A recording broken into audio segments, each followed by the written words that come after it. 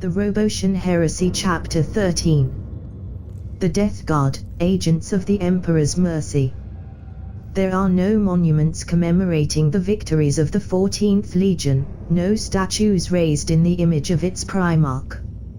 For when the Death Guard goes to war, it is only because all other resorts have failed, and they leave naught in their wake but complete annihilation. Keepers of weapons lost or forbidden since the end of the Great Crusade, the 7 companies are the Imperium's final sanction, purifying worlds through indiscriminate extermination.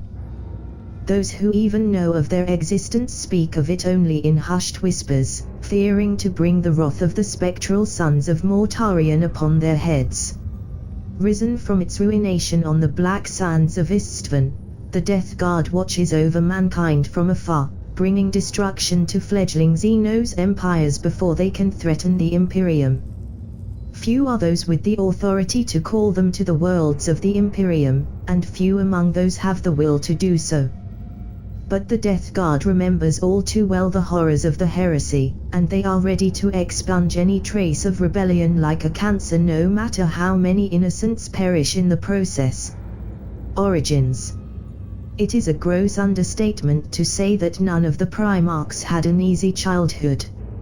As beings of power beyond the imagination of most mortals, they were destined for trials, and through these trials, they either rose to greatness or fell into infamy. But even the crime-filled streets of Nostramo Quintus, the war-torn plains of Nuceria, or the brutal techno-dictatorship of Kievar cannot compare to the nightmarish hellscape that was Barbarus when the infant that would become the Lord of Death was stolen from his gene-father and cast into the warp. Though there are fewer accounts of Mortarion's life than for most other Primarchs, the Death Guards still have tales of their father's youth, and some of those are accessible to the Imperium at large. It is unknown when exactly Barbarus was first colonized. The Death Guards believe that their home world was one of those seeded by mankind during the First Diaspora, but there are few records left on Terra of that period, and none on Barbarus itself. It is equally possible that the world was populated during one of the various expansion phases of the First Human Intergalactic Empire. What is known is that by the time of the Great Crusade, Barbarus' human population had regressed to a feudal age, all technology and most of their cultural heritage lost. In that, they were hardly unique, and while life as an inhabitant of a feudal world can be rough, it wasn't the true horror of their lives. Barbarus was under the control of warp-born creatures of immense power, who ruled over peaks covered in toxic clouds and occasionally descended into the plains to raid the human communities that lived in a perpetual twilight and use their corpses as material for the construction of the rambling armies they used in their wars against one another. These creatures couldn't have been daemons, for their rules lasted for hundreds of years, far longer than any Neverborn could maintain its foul existence outside of the warp, and for all its corruption, Barbarus was no demon world.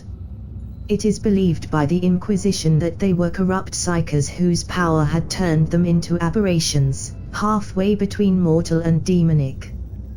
Whether these psykers were human in origin or one more breed of Xenos overlords is unknown. There were plenty of actual daemons on the planet, though, summoned by the Witch Lords to do their bidding or just drawn by their corrupt power.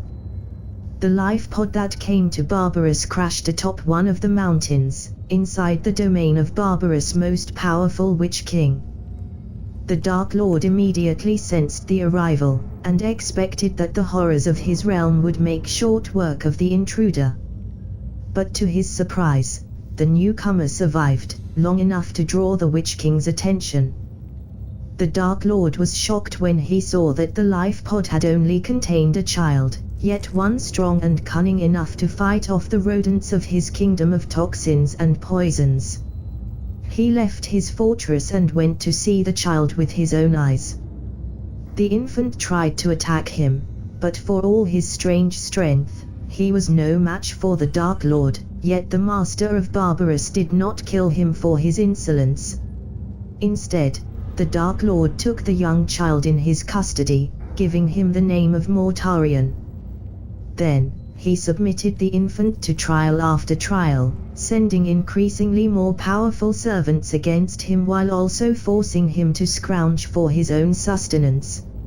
Sometimes, he would order Mortarion to come to him, and he would train the young Primarch in person, or teach him about war and other, darker sciences.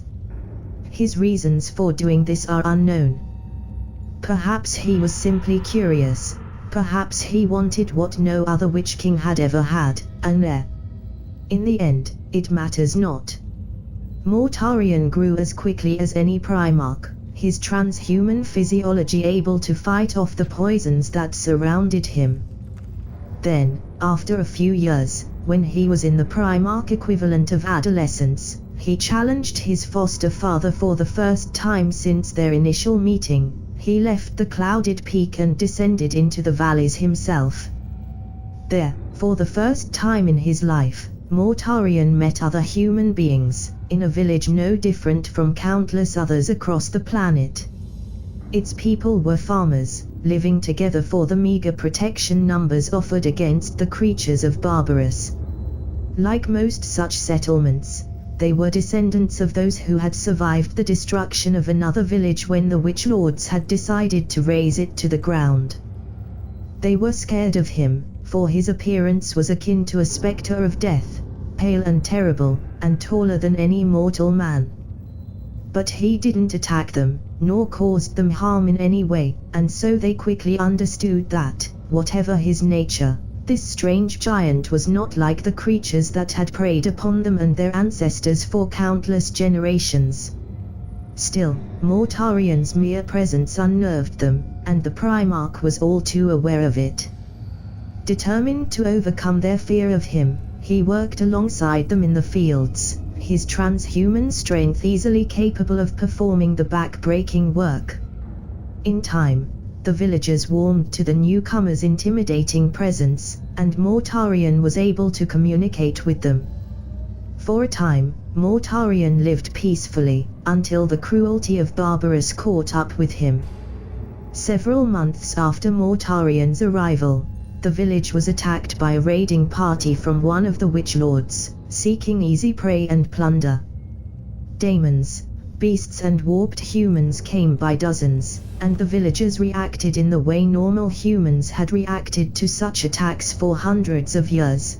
They scattered and ran, hoping that some of them would survive. This wasn't cowardice, but the only way powerless mortals could hope to survive on Barbarous as a species. The cycle of destruction and rebirth of settlements had gone on since the rise of the first Witch Lords. But things were about to change, for a new element had entered the equation. Enraged by what he saw, Mortarion took up the scythe he used in the fields, and rushed at the beasts. Compared to those which had been sent by his foster father to test him in the past, they were pathetically weak, and he dispatched them with ease, saving the lives of the villagers. He was hailed as a hero by those he had saved, and tales of his prowess spread out to other villages, whose people flocked to the settlement, hoping for his protection. Mortarion taught them how to defend themselves, and aided them in building a wall around the settlement, as well as various traps and defenses to compensate for their lesser strength. Months later, a new beast began to prey upon the villagers, and Mortarion went out to hunt it. Unlike the monsters he had fought so far, the creature fled before him, drawing him far from the village. Only after several days of dogged pursuit did Mortarion finally caught up with his prey, and he fought and slew the monster with ease. But when he returned to his home, he found it in ruins. The traps were filled with monstrous corpses, piles of rotting flesh stacked at the base of the wall, but the gate was broken, and the moans of the dying clear to his transhuman ears. Some of the bodies had been reanimated by fell sorceries, and attacked Mortarion when he entered the ruins, forcing him to destroy the revenants of those who had welcomed him. The man's name had been Ulfa. When Mortarion had begun to work in the fields, he had been the first one to approach him, teaching him the secrets of agriculture, how to create life, rather than end it. The scythe cut him in two, and the witchlight faded from his eyes. The woman's name had been Theon. She had been the first one to bring him food when he had arrived, the simple soup, the tastiest meal he had ever known. The scythe pierced her chest, and the witchlight faded from her eyes. The child's name had been Clara. She had been the first to dare approach Mortarion as he stood silently amidst the villagers, observing them. She had not been afraid of him, for she had been too young to remember the last time the monsters had attacked her people. Mortarion dropped his scythe.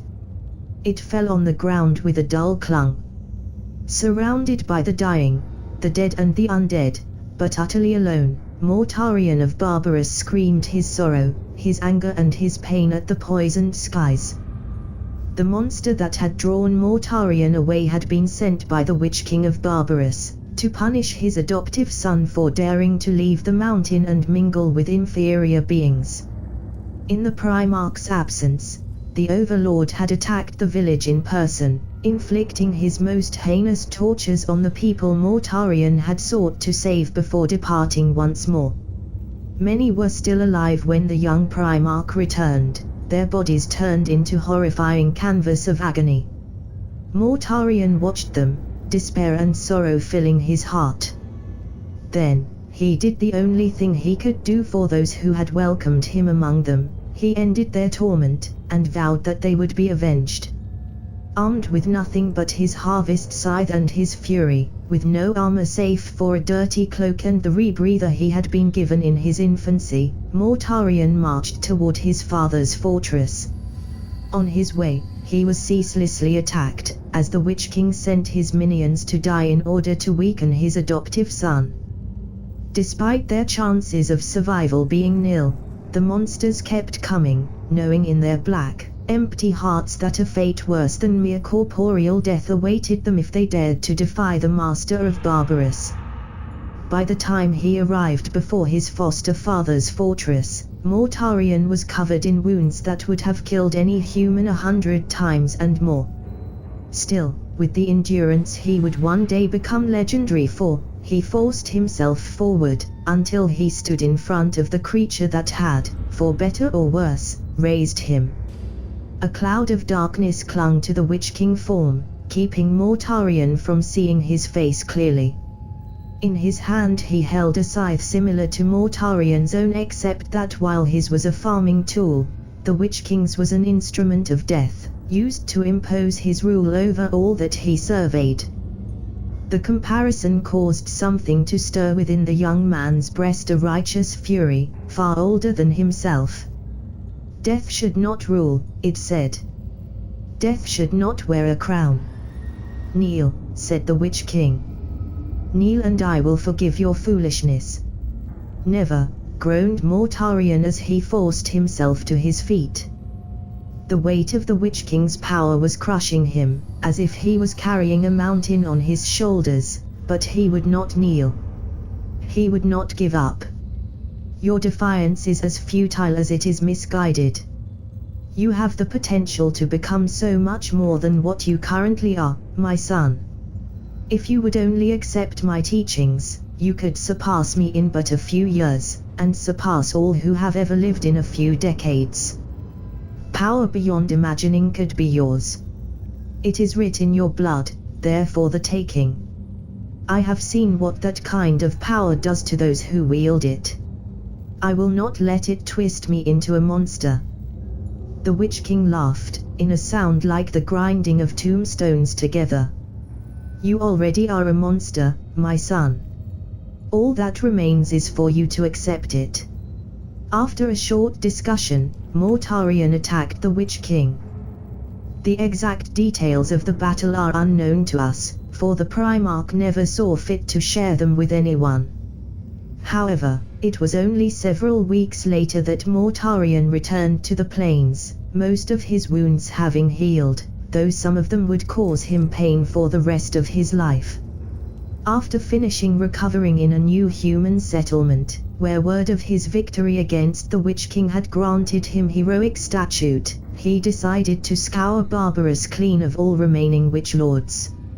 It was in the course of this purifying crusade that Mortarion earned the title Lord of Death from the grateful but fearful population.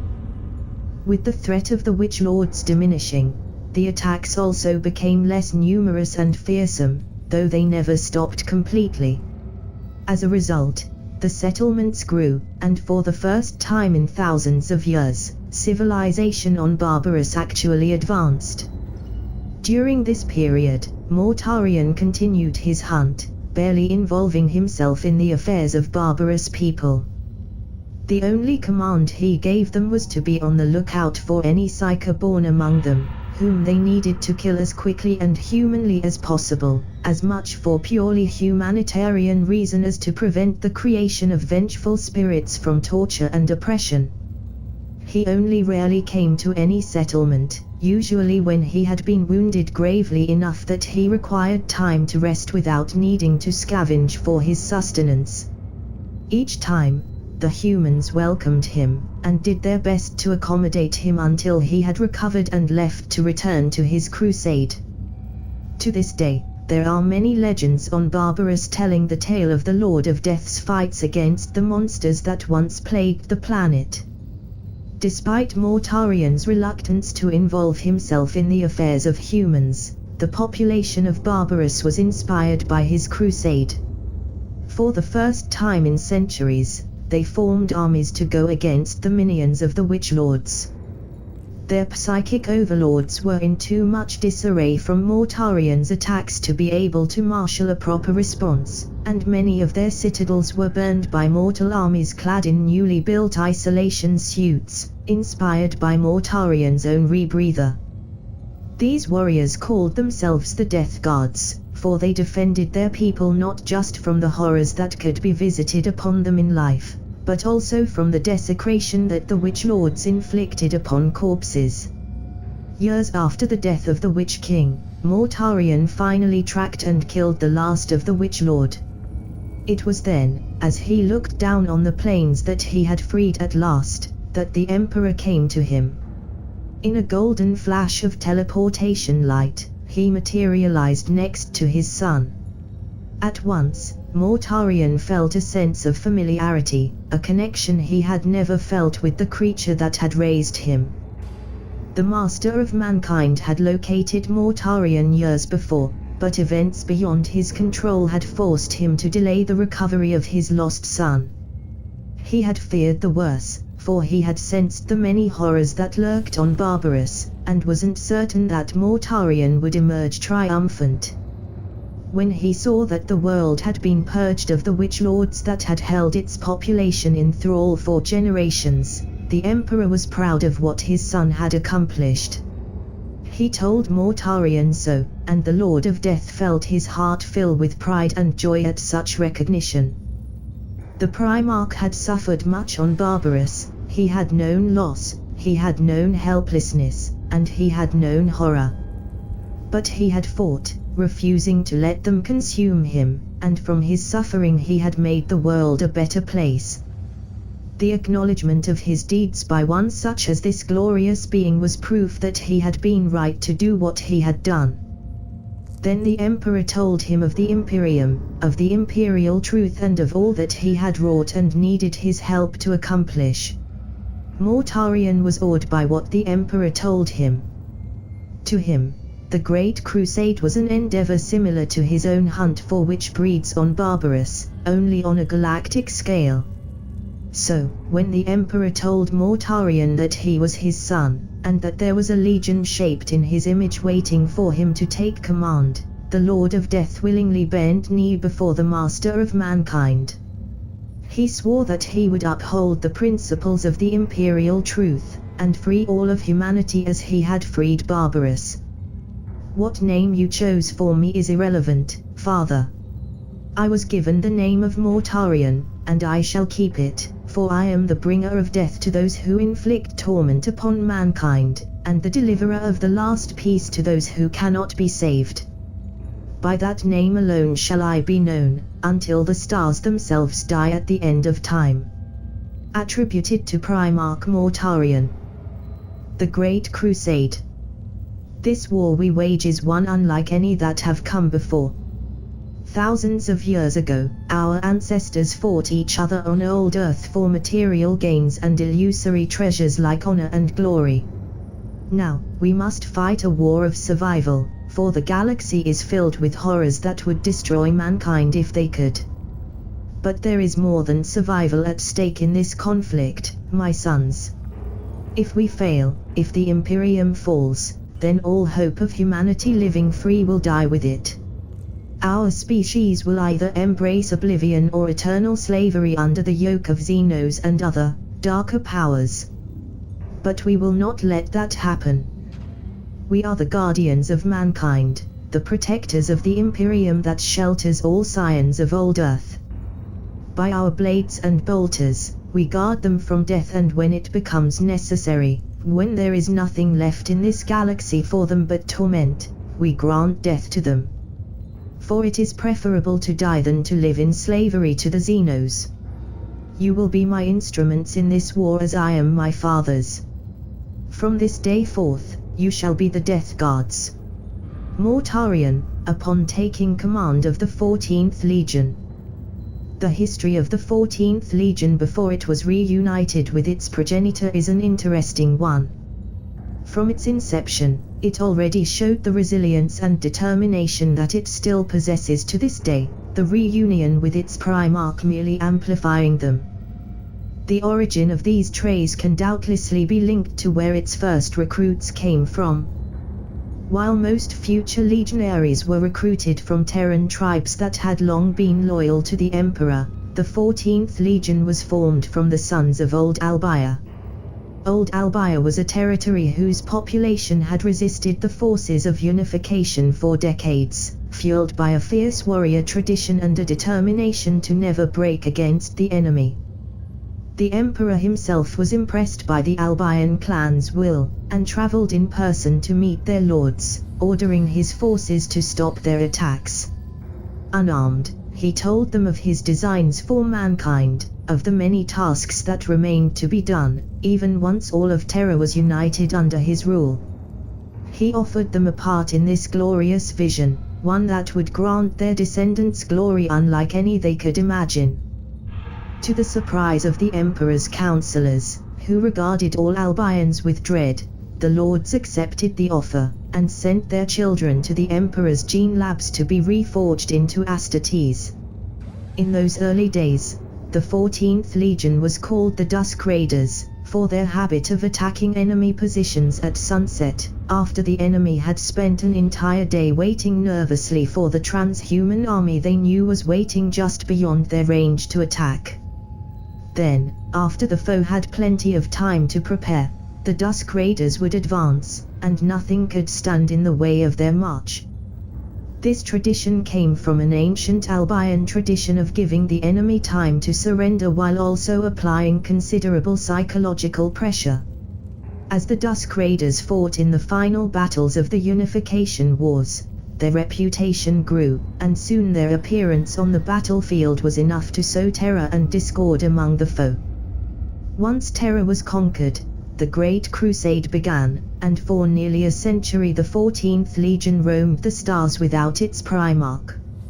It is said that the Dusk Raiders were honorable warriors, who would always keep their word when their enemy offered surrender upon seeing their might arrayed against it.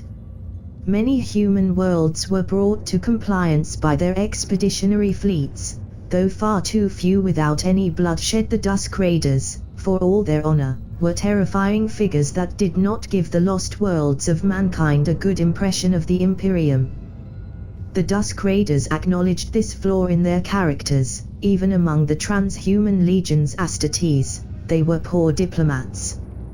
To prevent the wasteful loss of life, they began to focus their efforts on wars of extermination, waged against Xenos empires and planets that had been lost to the warp and needed to be purged entirely. By the time the Emperor's message about Mortarion's discovery reached them, the warriors of the 14th Legion were scattered, fighting a dozen wars at the same time, far ahead of the Great Crusade's main body. But they all gathered in orbit of Barbarus, where Mortarion was handed command of the Legion at once. The Primarch renamed the Legion into the Death Guard, taking the name of those brave mortals who had fought against the Witch Lords despite having none of his own strengths. Those of the human army who were still young enough took the trials to become Astartes. The apothecaries quickly discovered that the people of Barbarus had a high compatibility with Mortarion's Geneseed, and the numbers of the Legion, thinned after several grueling campaigns, swelled with a fresh influx of recruits. Under the leadership of Mortarion, the Death Guard proved itself a very effective instrument of extermination. Dozens of star empires were destroyed by the 14th Legion, with the Primarch himself leading the way in every battle he directed. In time, they became the Emperor's favorite instrument to silence the echoes of old night. On Terra, 10,000 archivists pored over the records of the Dark Age of technology, searching for references to fought worlds involved in forbidden research.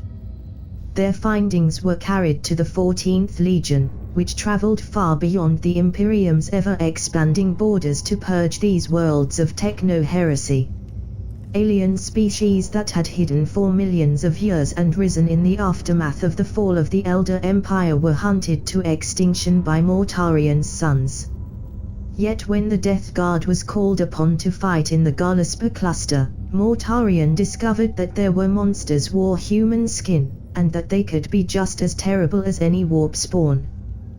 The Gallisper cluster had been colonized by mankind before the Age of Strife, but whatever glory it might have once possessed had long faded into a nightmarish tyranny. A vicious bureaucracy known as the Order held dominion over the 30 billion souls of Gallisper, the cluster's primary hive world. Their oppression was enforced both by regiments of armed militia, but also through the chemical addiction of most of the population. By controlling the source of the drugs, the Order controlled the entire planet. When Mortarion was told of the Order, after it had refused to join the Imperium, the rage of the Lord of Death was as terrible as it was calm.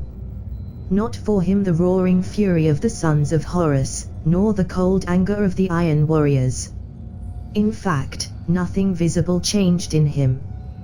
But mortals who had been able to stand his presence before found themselves collapsing in dread while still in another room, such was the threatening aura that emanated from him. He gathered the full might of the Death Guard to him, and launched a single, overpowered strike into the heart of the Gallisper's cluster. The fleet of the Death Guard tore through the system's defense stations, barely acknowledging their existence at all, and disgorged a flow of drop pods and gunships onto the primary hive city.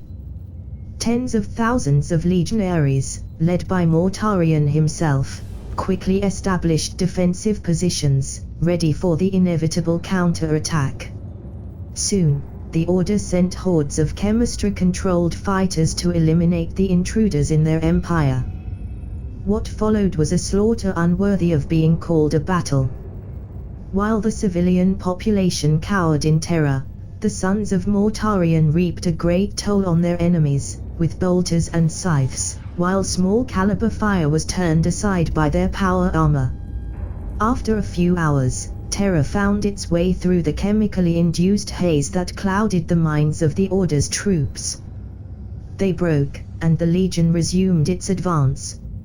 Over and over this pattern repeated itself, until at last the Death Guard reached the hideout of the Order's leaders.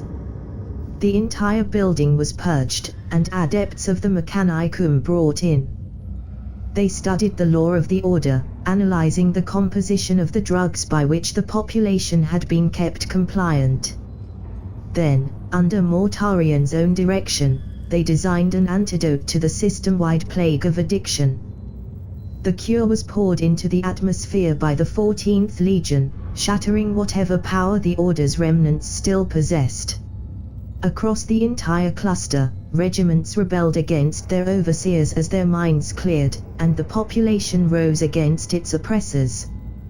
When Mortarion and his warriors departed, leaving the Galaspa cluster to the Iterators and Administratum, the people they left behind were already whispering tales of their grim-faced liberators, and pledging themselves to the cause of the Great Crusade.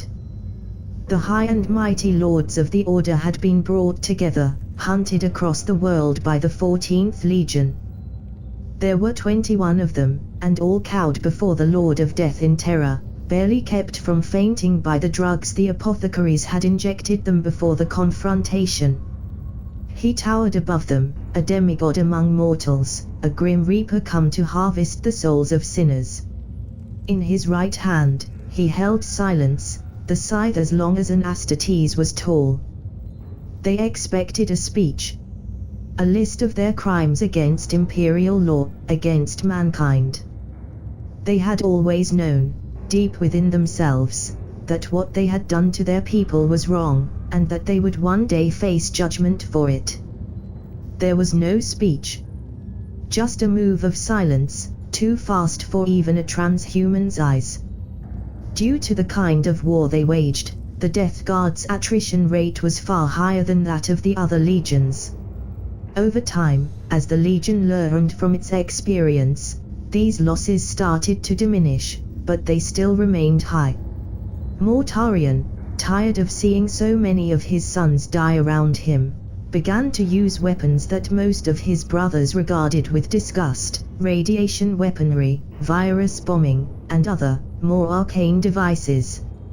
He reasoned that his task was not to conquer worlds for mankind to populate, but to purge threats to the Imperium. It was during that time that Mortarion himself designed the procedures of exterminatus that the Inquisition follows to this day. None knew how best to kill a world than the Primarch of the 14th Legion, and it was for that expertise that he was bestowed the title Lord of Death from the rest of the Great Crusade's fearful forces. Planets were left barren in his wake, unsuitable for colonization save for the most resilient servants of the Adeptus Mechanicus. On several worlds that had once been populated by humans, but were now home to masses of flesh spanning entire continent, enthralled to psychic overlords of godly power, Mortarion unleashed phosphex bombs of immense power. These worlds, which had formed an empire that might in time have rivaled the Imperium, are still burning to this day, 10,000 years later, and psychers who go too near the quarantine borders can hear the screams of the monsters. Of course, prosecuting such wars did little to ingratiate the Death Guard to the rest of the Imperium. While the Blood Angels, Emperor's children and sons of Horus were acclaimed on 1,000 worlds for their nobility and martial prowess, the 14th Legion was spoken of only in hushed whispers.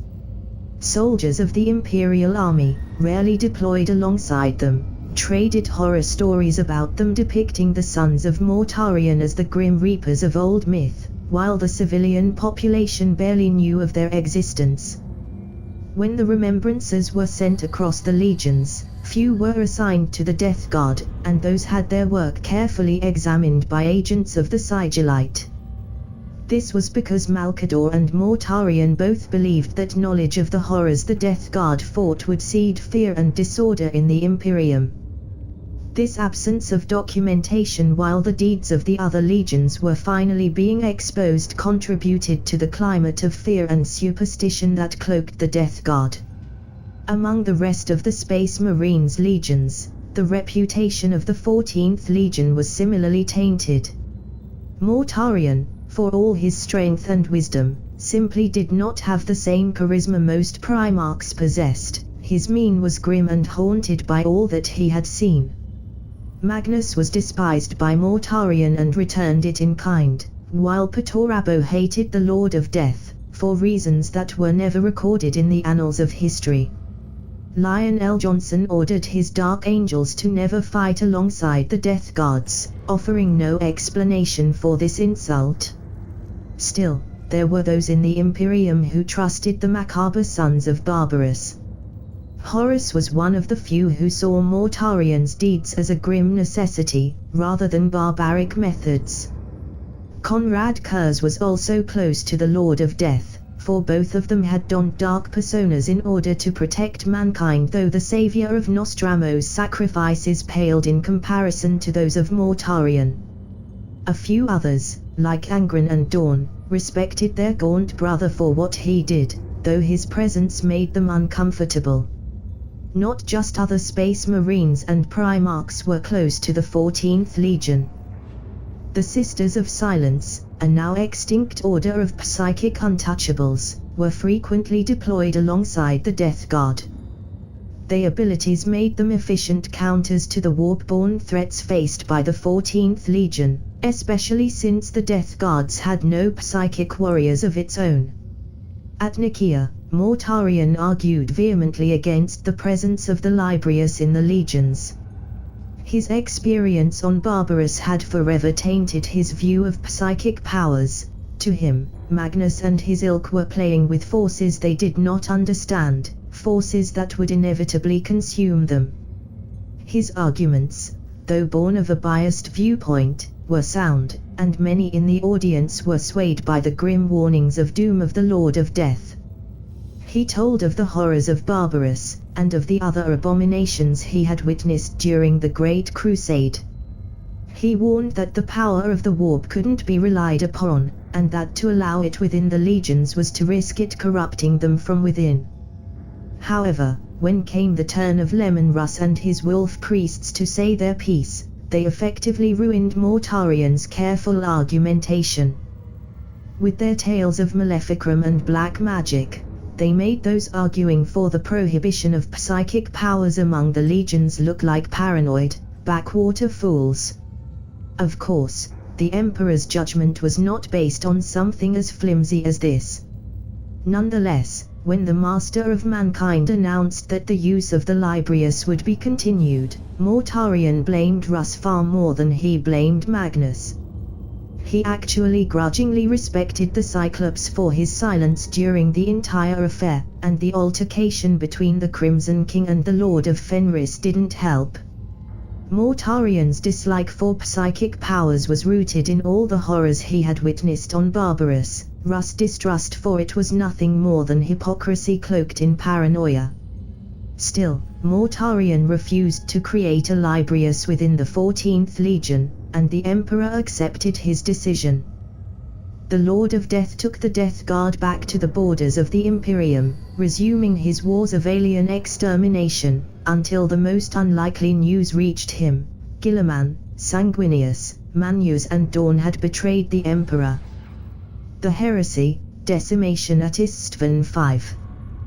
Warmaster Horus had returned to Terra to find the survivors of the Istvan massacre bringing warning of their Primarch's treachery. Now, Lupercal called for those of his brothers who remained loyal, using his authority as Warmaster to gather a force of unprecedented might, that would crush the traitors and purge them from the galaxy. The World Eaters and Word-Bearers he sent to Ultramar, while commanding for all other loyal sons to go to Istvan. Mortarion and his legion were engaged in a campaign against a race of Xenos called the Jorgal, living in long, cylinder-shaped ships when the message came. The Jorgal had launched an invasion of human space years ago, and the Death Guard had come to the aid of the Imperial Army, pushing back the Xenos' forces and taking the fight to their own colony ships. After several months of war, the Jorgal had begun to retreat, finally realizing that they were no match for the might of the Imperium. But Mortarion wanted to make sure that they never returned, and his fleet caught up to the fleeing Xenos in the Iota Horologis system. The Lord of Death himself was aboard one of the Xenos' ships when the Warmaster's message was transmitted to him by a very nervous communication officer. The Primarch ordered his troops to abandon the assault immediately, forcing the Sisters of Silence who had accompanied them to withdraw alongside them. He vowed that they would return one day to finish the job. But for now, there were more pressing concerns than the Jorgal's extermination. The Death Guard fleet traveled at all speed toward the Istvan system, and because their ships were already concentrated in one location, they arrived first. Upon seeing that they were alone, Mortarian's fleet prepared to avoid contact until the rest of the Retribution force arrived. However, there were no traitor ships in the entire system. The only trace of the rebels was on the system's fifth planet, where the bulk of the 4 renegade legions was building fortified positions. This troubled the Lord of Death greatly, for it made no tactical sense for Guilliman to send his fleets away. He waited, alone in his chambers, while his warriors prepared for battle, until the Night Lord's contingent arrived, quickly followed by the other legions who had answered Horus' call. The sons of Nostramo were led by their Primarch, but had come in lesser numbers than Mortarian had expected. At first, he feared that this was because the 8th Legion had just fought such terrible campaign that had caused them great loss, but Kurz reassured him quickly. The King of the Night remained elusive as to the reasons why his forces were only present in such small numbers, but Mortarian sensed that his prescient brother was trying to warn him of something ill-fated about to happen. Why Conrad couldn't speak clearly was unknown to the Lord of Death, but he decided to order his first captain, Callas Typhon, to remain among the fleet during the inevitable battle on the surface of Istvan V. As part of the first wave, Mortarian led his sons straight toward the Ultramarines, seeking to challenge Guilliman in person and end his wayward brother with his own hands. But if he had expected the arch-traitor to come out and face those he had betrayed, he was disappointed. Roboute remained away from the battlefield, coordinating his allies from the safety of his stronghold. Roboute's strategic acumen was keen, and the losses of the 3 loyal legions on the field were great, though none were greater than the Death Guards. Thousands of Mortarian's sons died as the Lord of Death led them ever onwards, driven by a burning desire to bring his brother to justice. Then, the true scope of Guilliman's conspiracy was revealed, as the Dark Angels, White Scars, Salamanders and Raven Guards arrived on the field and opened fire on those who had believed them loyal. As the black sands of Istvan V ran red with transhuman blood, Mortarian led the survivors of the 3 legions back to their transports. He watched as Conrad Kurz turned back to face Vulcan and slow down their pursuers, his heart hardening with each step that took him away from his doomed brother. During this desperate charge, he faced the one that had once been his brother, Chagatai Khan, Primarch of the White Scars. They had talked about it, back on Alinor, when it had seemed the galaxy would soon belong to mankind.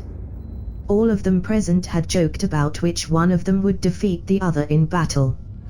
As was his way, Mortarian had kept his silence during the discussion, until Fulgrim had brought up the question of him against the Khan. Horus had laughed, and said that while it was unthinkable that the two would ever duel, it was certain that should them fight together, none would be able to defeat them. This day, however, was one for the unthinkable to happen. Already one Primarch had slain another. The sacrifice of Kurz had given the Loyalists time to withdraw. Now one more obstacle remained, one clad in the shape of his brother, but Mortarian knew better than to trust in appearances. "I see you," growled the Lord of Death as the creature that had taken his brother's form leapt back, with a speed that was a perversion of all the grace the Khan had possessed in life. "I know what you have done. What you are. How dare you? How dare you?" The Khan had been changed almost beyond recognition by the events of Condix. He was more demon than Primarch, his soul torn to pieces by the time he had spent on the edge of death after the slaughter of his loyal sons. Gone were his nobility, his purity of purpose. He had become little more than a beast, consumed by the urge to hunt. The highest-ranking White Scars had kept his state secret from the rest of the Legion, telling their brothers that the Khan was undergoing some great transformation that would grant him power eternal. Mortarian recognized what his brother had become, for he faced similar creatures during his purge of Barbarous. The one he faced now, however, was empowered by a Primarch's supernatural strength. Mortarion knew that this would be a battle more difficult than any he had ever fought, but he was determined to kill the monster and grant his brother the peace of death. For though the 5th Legion had betrayed the Imperium, Mortarion had no way to know whether his brother had ever turned before being reduced to his current state. And so it was that for the first time, Mortarion and the Khan fought, the Lord of Death trying to free his brother, the Warorc hungering for his prey's lifeblood. Speed was the Khan's advantage, while endurance was Mortarion's. Their battle forced the forces around them to scatter, giving the Loyalists an opening to reach their ships and escape. In the end, Mortarion was forced to choose between continuing the fight and leaving with his sons, who needed him now more than ever. After promising to finish their battle one day, he struck the creature Jagatai had become with such force that the possessed Primarch was sent flying, and turned toward the departing gunships. But there was still the blockade around the planet to pierce, and if not for the sacrifice of one of the Imperium's greatest heroes, then the survivors of Istvan V would have perished in the void. It felt strange to watch it all happen from orbit. The Lord of Death had expressively forbidden him from taking part in the battle on the surface, despite his repeated pleas. Something had passed between him and his Nostraman brother during their short hololithic conversation, something he hadn't picked up on, but that had raised his master's suspicions. Now, that suspicion had been proven true in the worst possible manner, and he was the only one who could prevent a disaster to turn into annihilation. First Captain Callas Typhon stared through the oculus of the Terminusist's bridge and straight at the traitor fleet closing in on them. They had come to Istvan expecting to bring the wrath of 7 loyal legions against 4 treacherous ones. Now, the situation had changed to 3 loyal legions and 8 traitor ones. At the system's edge, the ships of the Ultramarines, Blood Angels, Iron Hands and Imperial Fists had just appeared. Soon, the fleets of the Death Guard, Night Lords and Alpha Legion would be too embroiled in fighting the ships of their turncoat allies to be able to escape before the 4 new Legion fleets came on them and crushed them with overwhelming numbers. Vox reports from the ground were few and garbled. The traitors were using some kind of jamming that the tech priests had never encountered before. But it was clear that the situation was even worse down there. 3 Primarchs, including his own, and tens of thousands of legionaries were in danger, and even if they managed to leave the planet, they would still be doomed. The traitors had planned their treachery well.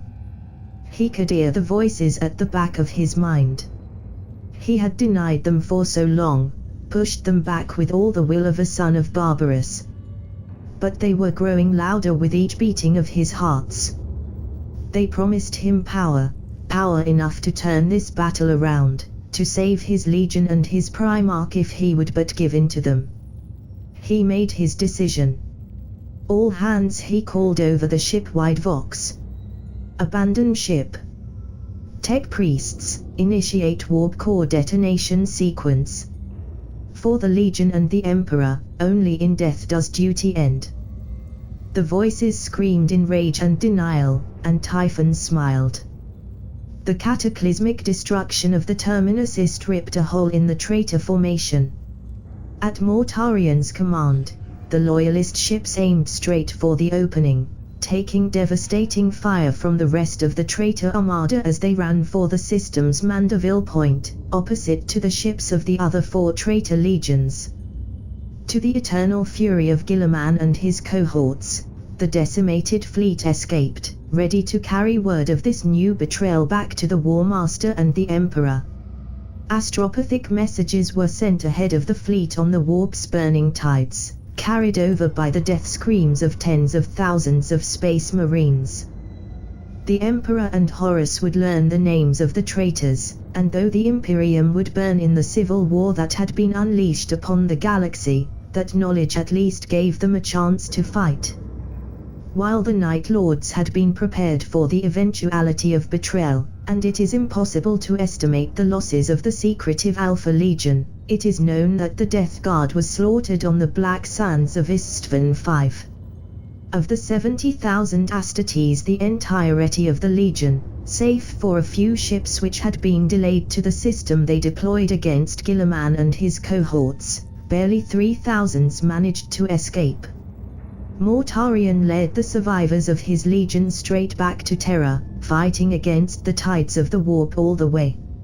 At Guilliman's request, the Dark Gods had facilitated the journey of the loyal legions to Istvan, but now that the trap had been sprung and the galaxy set ablaze, storms raged unchecked in the Sea of Souls. All the ships of the Ragged Fleet had taken damage in their desperate escape, and as their Geller fields fluctuated, daemons materialized aboard. The Race to Terra, praise of the Wild Hunt. Battle was joined aboard the Loyalist fleet from the moment they entered the warp. Creatures of nightmare, drawn by the scent of desperation and treachery, launched assault after assault on the ships. Crew members started maiming and killing each other, driven mad by the whispers of the Neverborn. Those who were lucky were found and executed by the Death Guards. Those who were not became hosts to demonic spirits, their flesh twisted and broken in the shape of the warp's denizens. Entire decks were turned into dens for the Neverborn, that the Astartes had to purge with fire. The contingent of Sisters of Silence who had accompanied the Death Guard, but not taken part in the Battle of Istvan, proved instrumental in these battles, for their mere presence caused the daemons to weaken, their unnatural existence perturbed by the psychic void projected by the Sisters.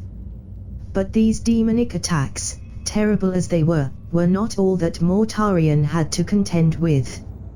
Another foe pursued the ragged survivors of Istvan, led by a being that was more than half demon itself. It was surprising to Roboutian that he was still able to feel unease at all. He had thought that he had purged himself of that weakness long ago, but here it was, the sight of what the Khan had become made even him sick to his core. It made what he was about to do doubly important. "I have need of you," he said. "What do you want, brother?" replied the creature, mocking him with every word. "Find Mortarion. Hunt him down, wherever he runs.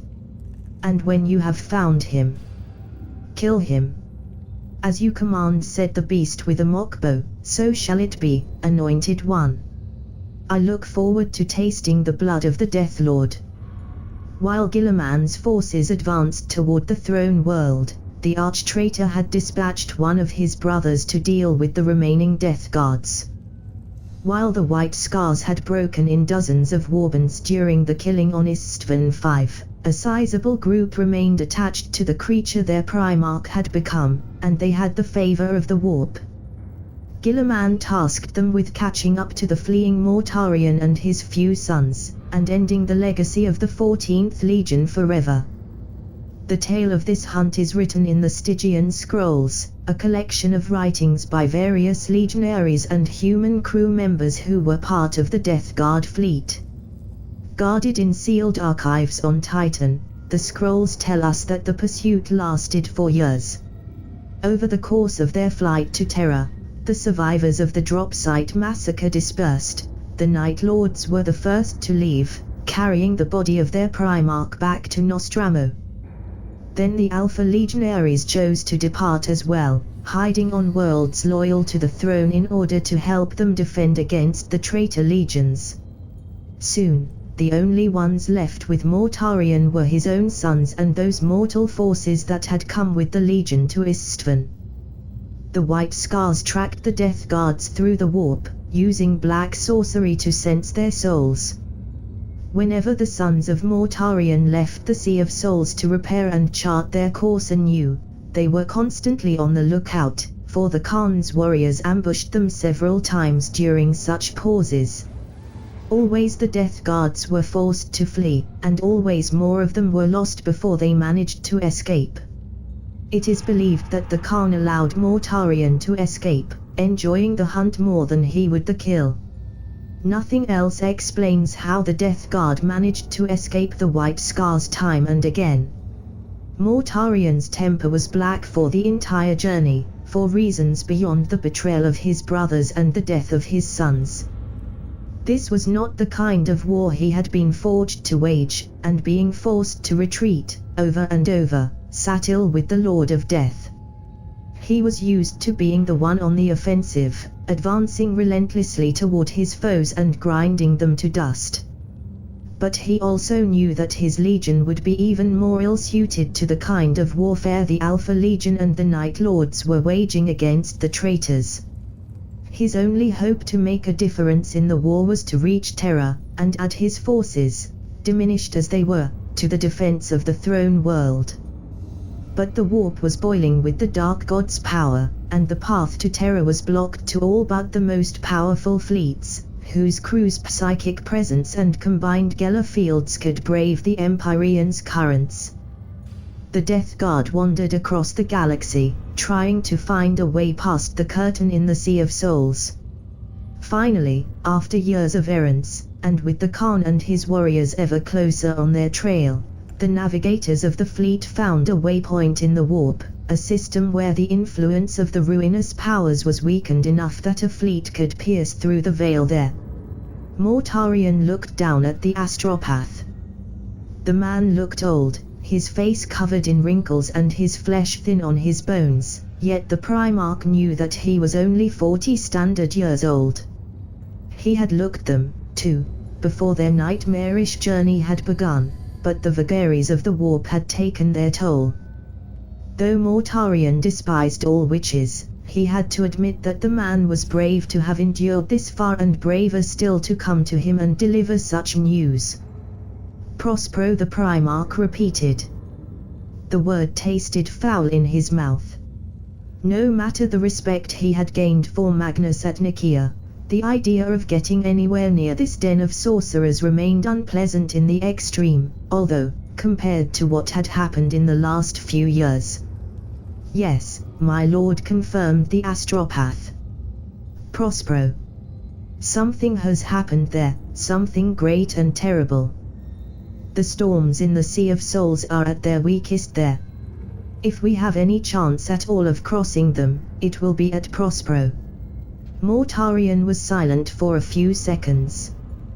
Then he asked, has there been any more word from Terra? Do we know where Magnus stands in all of this? When the Death Guard fleet emerged from the warp in the Prosperine system, they found themselves facing a spectacle of desolation. The Thousand Suns homeworld had been ravaged by the space wolves at the beginning of the heresy, and all the combatants had left long ago. Wrecked battle stations drifted in empty space and the carcasses of dead ships hung in the void, but the true devastation had been visited upon the planet itself. The shining cities of the Thousand Suns had been bombarded from orbit, their great libraries burned. Nothing living remained on the planet itself that the scanners could pick up. While the fleet's navigators began to plot the next course through the warp, Mortarian ordered his tech adepts to uncover the truth of what had happened here. The Lord of Death had been isolated from the rest of the war ever since it had begun, and did not even know on which side the Thousand Suns fought. His inner distrust for the 15th Legion's sorceries inclined him to thinking them traitors, but he still required confirmation. It only took a few hours for the adepts to identify the responsibles of the destruction as belonging to the 6th Legion, but Mortarian did not learn the loyalties of those involved until his pursuers caught up with the fleet. The White Scars emerged from the warp, not as the united horde they had been so far, but as several handful of ships, scattered all over the Mandeville Point. According to the navigators, the warp currents that had allowed safe passage to the Death Guard had turned against the 5th Legion. There are theories among the Inquisition that this was due to the spirits of the Prosperine dead, and the Thousand Suns still study the effects of the raising on the Empyrean near their home world.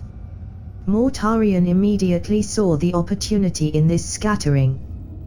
He hailed the enemy ships, demanding to talk to his brother so that he might learn what had happened in the system.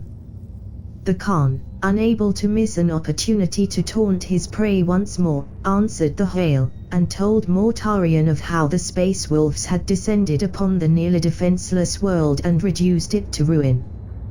The demon possessing the Primarch's body told the Lord of Death that the space wolves now fought under Guilliman's banner, their father lost to treachery and the machinations of fate. He said that Magnus, the one Mortarion had suspected all along, was actually still loyal to the Emperor, and already on Terra by his side. But while the Khan had hoped to break his prey's spirit with his revelation, Mortarion's hail had actually had another purpose entirely. His tech marines tracked the source of the Khan's transmission, and located the enemy Primarch aboard the Sword Storm. Mortarion ordered his entire fleet to charge that squadron, deploying the full remaining strength of his legion in an attempt at destroying the one he had called brother. The Second Battle of Prospero, as the engagement would come to be known, lasted only a few hours. Mortarion himself boarded the Sword Storm and battled the Khan for the second time on her command deck, before the traitor Primarch vanished with his surviving sons in a flash of sorcery. Enraged, and with the rest of the White Scar's fleet converging on his position, Mortarion was forced to withdraw. The Death Guard fleet entered the warp once more, and used the Prosperine currents to bypass the storms raised by the Dark Gods. Battered and blooded, their numbers reduced to a shadow of what they had been, the Death Guards finally arrived at Terra, ready to add their strength to the defenders. For while they had been hunted by the Khan, the rest of the traitor legions had advanced on the throne world. The final battle was at hand. The Siege of Terra. The Primarchs already on Terra were relieved to see their brother return to them alive, though they were also dismayed at the sorry state of the 14th Legion. Magnus, Horus and Patorabo welcomed Mortarion, and quickly incorporated his forces to the defense of the Imperial Palace. The survivors of the Death Guard were divided in small groups and spread across the walls, among other forces. Their experience in fighting both daemons and traitor marines would be invaluable in the battle to come. The Death Guards spent the last few months before Guilliman's arrival training alongside the other defenders, sharing their experience with them. Then, finally, the traitor forces arrived, and the greatest battle for the soul of mankind began. The arch-traitor's armies were slowed by the Iron Lord's spatial defenses, but ultimately, they broke through, and landed on the holy ground of the throne world itself. Space Marines from all 9 traitor legions converged on the Imperial Palace, though most of the 9th Legion instead assaulted the civilian settlements. Hordes of daemons were summoned, either by the chaos sorcerers among the rebels, or through the sheer amount of bloodshed and the battle's scale and significance. All across the walls of the Imperial Palace, the Death Guards fought, bringing down the Lords of the Warp wherever they manifested. They and the Thousand Sons were the best suited to this task, and the Sons of Mortarion reluctantly fought back to back with those of the Crimson King. There, on the blooded walls of the Emperor's sanctuary, the 2 legions developed a grudging respect that has lasted to this day. The Death Guards still regard the Thousand Sons with suspicion, and the Thousand Sons consider the Death Guards to be paranoid and ignorant, but both legions will put aside their differences and fight together at the first external threat. On the Wall of Heroes is depicted the tale of how Kafer Morag, Mortarion's equerry, fought against a demon prince of Nurgle and sacrificed himself to detonate the fusion bomb that destroyed the beast. Down in the Mausoleum of Martyrs, the statue of 2nd Captain Ignatius Grulgor is inscribed with the names of the 12 Templars of the 7th Legion he brought down before succumbing to his wounds. But despite their deeds, and those of 100 more heroes, there are no accounts of what Mortarion himself did during the siege. The Lord of Death was an absent figure on the Imperial Palace's walls, for he had received another duty in this greatest of hours, to find and destroy the creature that his brother, Chagatai Khan, had become. It had been weeks since he had last laid eyes on the Imperial Palace's walls. Mortarion had been hunting the beast across Terra, and the beast had hunted him back. From the desert plains that had once been oceans to the crowded hive cities of Marika, they had clashed and fought. Alone or surrounded by others, they had chased each other. The world around them burned, and the destiny of mankind would soon be decided. But Mortarion had an oath to keep, and orders to obey, while the beast only followed its own whims. The command had come to him when he had been preparing for the coming of the betrayers, in his chamber within the Imperial Palace. He had seen his father, battling the Neverborn legions deep below. The golden figure had commanded him, not with words but with visions and emotions, to complete his vow, to destroy the beast his brother had become.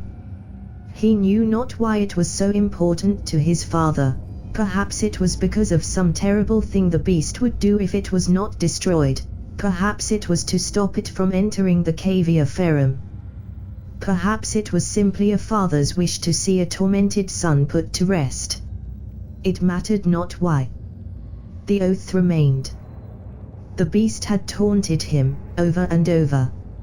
It enjoyed their fight, one more game in a demon's eternity. Mortarion had learned much about the creature's nature, searching the forbidden archives of the Endurance. Once, on old Earth, it had been known as the Elking, a lord of spirits that would hunt humans during the nights of full moon at the head of a horde of monsters. On Desera, it had been called the Princeling of Slaughter, on Laricus, the Huntsman of Hecaon. Countless names and titles had been heaped upon the creature by the kin of those it had murdered. He knew he couldn't destroy the creature. Not really. The best he could hope for was to banish it back to the ether for a few centuries, maybe more if he managed to really hurt it. Silence had proved its efficiency in that domain time and again during the long return to Terra. But that didn't matter. All that mattered was that his brother would be free. And so it was that for the third and final time, Mortarion and Chagatai fought. Their battle lasted for the entirety of the siege, and took them from one corner of Terra to another. Warriors on both sides of the conflict saw the two Primarchs appear from the shadows and clash for a few exchanges before the Khan would retreat, forcing the Lord of Death to pursue him once again. None were present at this duel's ending, but it was Mortarion alone that walked away from it. Never again was the Khan heard of, though his sons would spin 1,000 tales about their father's fate. These tales would spread far and wide in the fractured 5th Legion, until the White Scars had lost any hope of remembering the truth of their Primarch's fate, that he had been reduced to a vessel for a never-born lord, and granted oblivion by his brother's hands. When Mortarion returned to the Imperial Palace, he found it broken and ruined, its mighty gates thrown down and its defenders fighting to get back in, their path blocked by the ghastly figure of Ferrus Manus. For a moment, the Lord of Death feared the worst, but soon news began to spread over the Vox. Guilliman was dead. The rebels were fleeing. Soon, Manus retreated as well, leaving Mortarion and the other surviving loyal Primarchs to pick up the pieces of a shattered empire. The heresy was over, but Mortarion would soon learn the true cost of this most bitter of victories. Nathaniel Garrow, the Guardian of the Dead. Born on Terra, and raised into the 14th Legion at the beginning of the Great Crusade, Captain Garrow was one of the oldest Death Guards alive at the time of the heresy.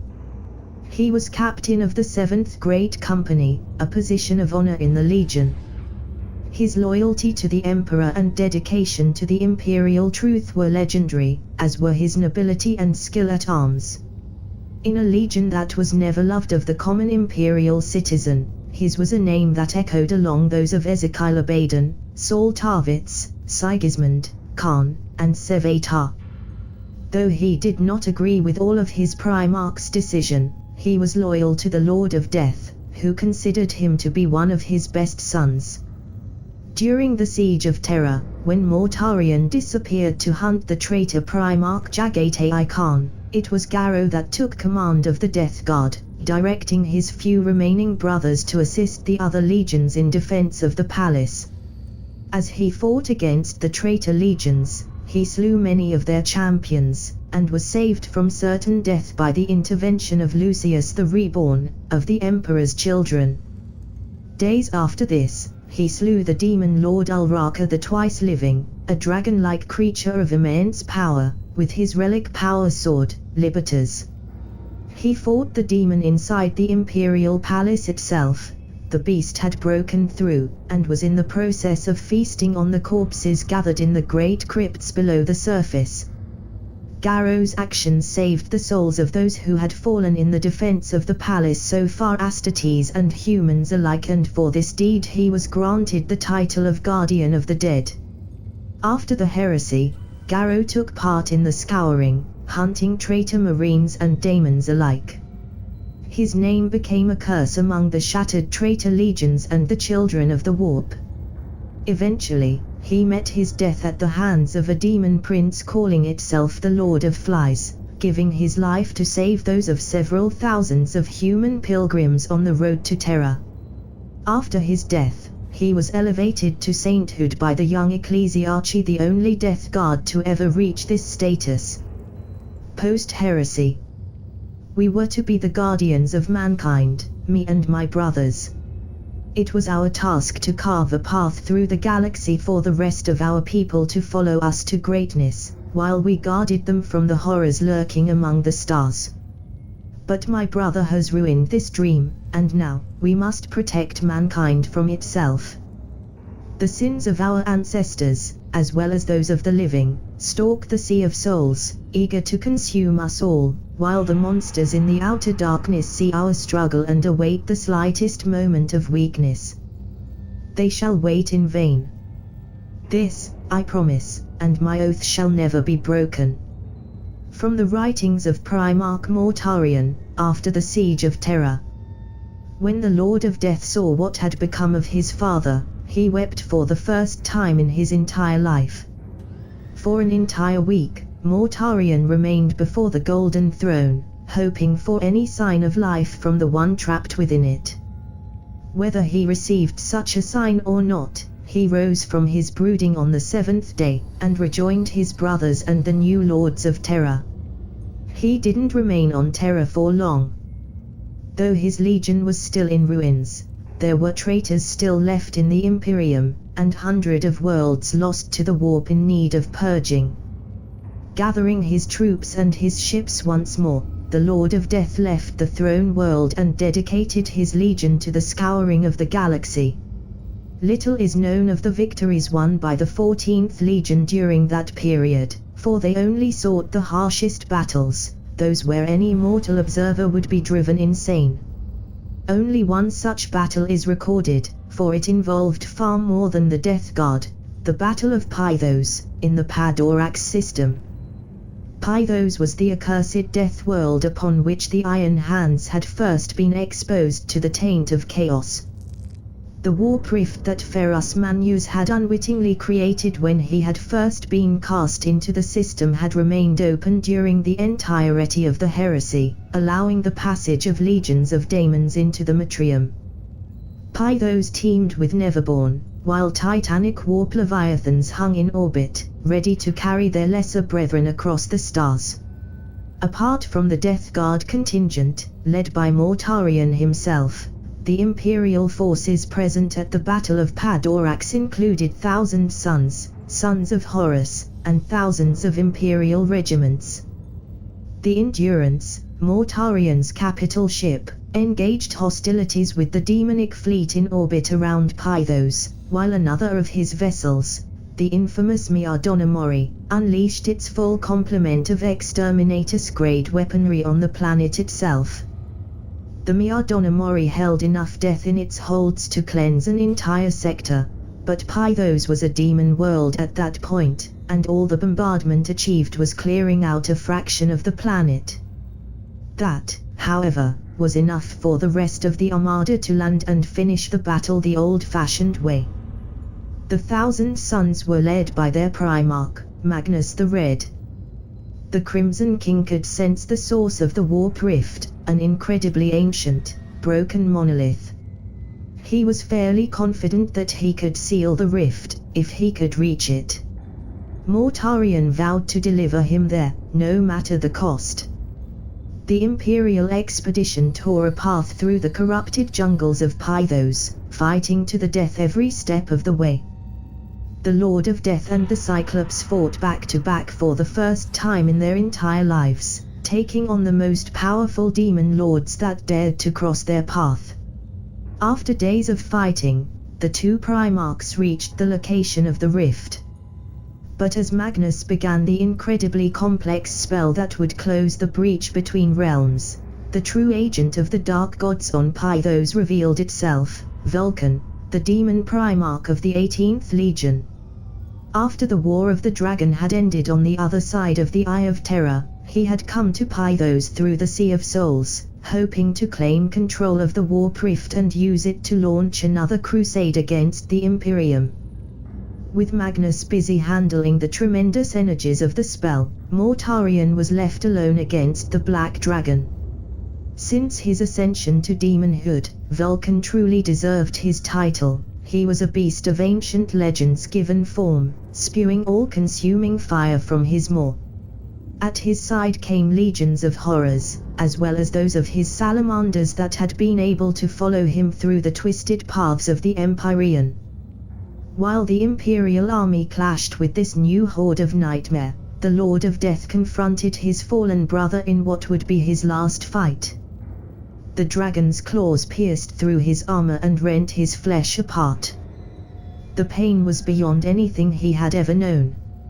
Silence was stuck in the beast's flank, black blood dripping from the wound it had opened through the creature's scales. "Give in," said the voice. "Give in and you will win. You will live." Vulcan had become a monster. There was no trace of humanity left in his eyes, only greed and hatred. Mortarion had seen eyes like those. The Witch Lords of Barbarous had had the same, soulless gaze. "Give in. The power is yours. You have but to use it." "Never," the Lord of Death whispered. A cold hand closed in on his heart, and he felt everything around him slowly fade. But he knew death. He wasn't afraid of it. "You could be a king. Give in, and you will wear his fangs as your crown." The voice was growing desperate, and Mortarion chuckled, drops of blood spewing from his mouth as he did so. "No crown," he croaked. "I will never wear a crown." Though Mortarion was slain, the wounds he had inflicted upon Vulcan were grave enough that the Black Dragon quickly lost his hold over his material form and was banished into the warp. This allowed Magnus to seal the Warp Rift unhindered, and the Imperial Armada to purge the entire Padorax system. Soon after, the few traumatized humans who had survived the battle were also executed by the newly created Inquisition in order to prevent knowledge of the rift to spread, while the legionaries present were sworn to secrecy. A fortress was built on the rift's former location, named the Damnation Cache in the very few records that even mention its existence. Together, the Thousand Sons and the Ordo Malus covered it into powerful seals, to prevent the rift from ever opening again. Their hearts heavy, the Death Guards then brought their father's remains to Barbarous, where they were interred in presence of the entire legion. Oaths were sworn by all present, and are now part of the oaths any aspirant of the 14th Legion must swear, to never fail the Primarch's memory. With the scouring complete, the Death Guards returned to the duty they had carried out during the Great Crusade, the purge of Xeno's empires, out into the furthest reaches of the Milky Way. Thousands of years after Mortarian's demise, when the Hive Fleet Leviathan appeared, it was the Death Guard that fought it on 100 worlds. All 7 companies gathered to stop the advance of the Great Devourer, putting the might of a legion against that of the Swarm. When they finally managed to stop the progress of the Tyranids, billions had already been lost, and the 14th Legion was scattered on a dozen worlds. Though they had support from every branch of the Imperium's armies for the first time in 10,000 years, they were still barely holding their ground. Forces from other legions were coming, but before they could arrive and turn the tide, one man made a choice that damned his soul forever.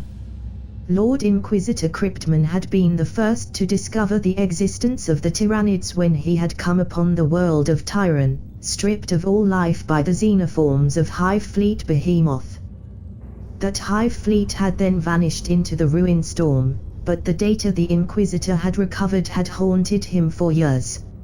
Slowly, he had come to believe that the swarm could not be stopped through conventional means, and required drastic methods to be fought. When the Death Guard stopped the swarm's advance, he gave the order for the worlds on which the Sons of Mortarion fought to be subjected to exterminators.